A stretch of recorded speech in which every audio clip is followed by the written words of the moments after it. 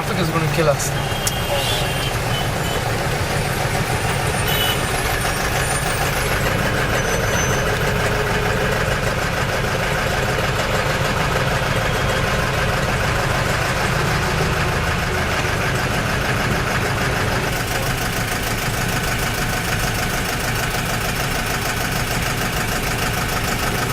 Yeah, listen, if Chinich actually calls and says I'm already in the airport, just tell him he just called, he's stuck in the traffic, and give him my phone number.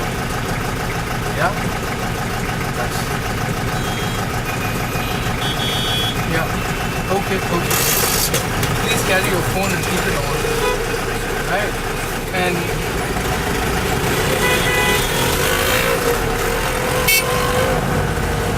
Yeah, keep it off. No, keep it off.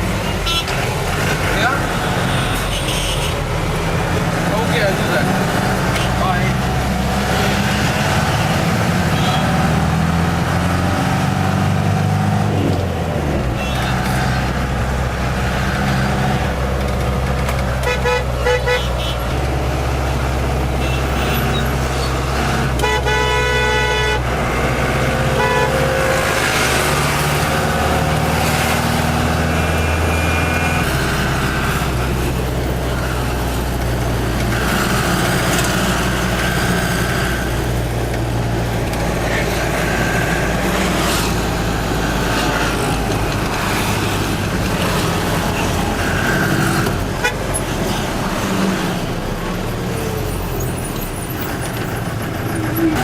What kind of success stories have you had providing alternatives?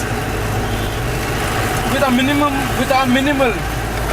funding and effort we've managed to put in, we've had about 55 to 60% success in terms of Kalandars accepting other forms of earning a living, which is using cycle rickshaws and hand carts. And the ones in the beginning, they found it difficult to adjust to the whole scheme of putting a lot more effort into earning the same amount of money. But now they're beginning to understand that once it is being termed as illegal by the government, it will remain illegal, and they're understanding about the wildlife, depletion of wildlife in our jungles. And I think they're pretty much going close to accepting it. What we need now is someone to come in and say, well, let's work on it with a lot more sincerity and try and understand the problem and look at it and try and solve it with a practical approach. And these guys have actually come up to us and said we would like camel carts, because that again reduces the amount of strain on the animal, because it's a large animal pulling an equal amount of load. And they can use these camel carts to transport bricks from brick kilns or goods from hardware shops and places like that. And they've worked out the economics pretty well, and they are able to justify that, if you could even loan them a camel cart, it would suffice their income sufficiently so they could give up the trade in bears or dancing bears or whatever. What keeps some of them from entering into the city? Some of them are scared to enter the cities because they've had a lot of trouble with the police, the forest department, and certain other NGOs who've tried to take the bear away from them. And this has actually led to a lot more fear than awareness. This fear is what keeps them from getting into the city. Is it because of that high court case involving two bears taken away? We've had a lot of problems with bears. About a year ago, there were these women in a certain colony in Delhi, a residential colony, who stopped a man who was dancing his bear, cut the rope of the bear away without understanding the relationship between man and bear. The bear ran away because it was scared of these strangers, and the man was lost, and it took him the whole day to try and find the bear and get it back.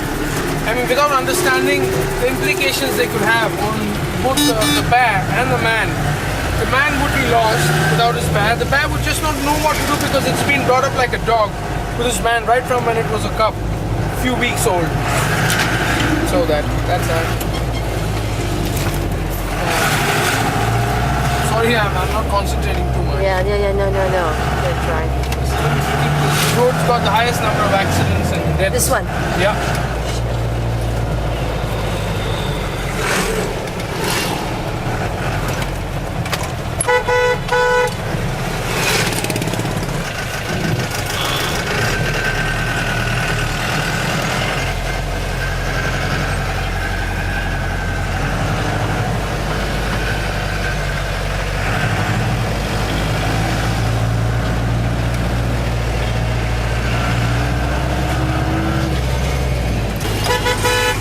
You've got some laundry bags in the back seat. What are they for?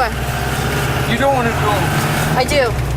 They're actually to rescue snakes.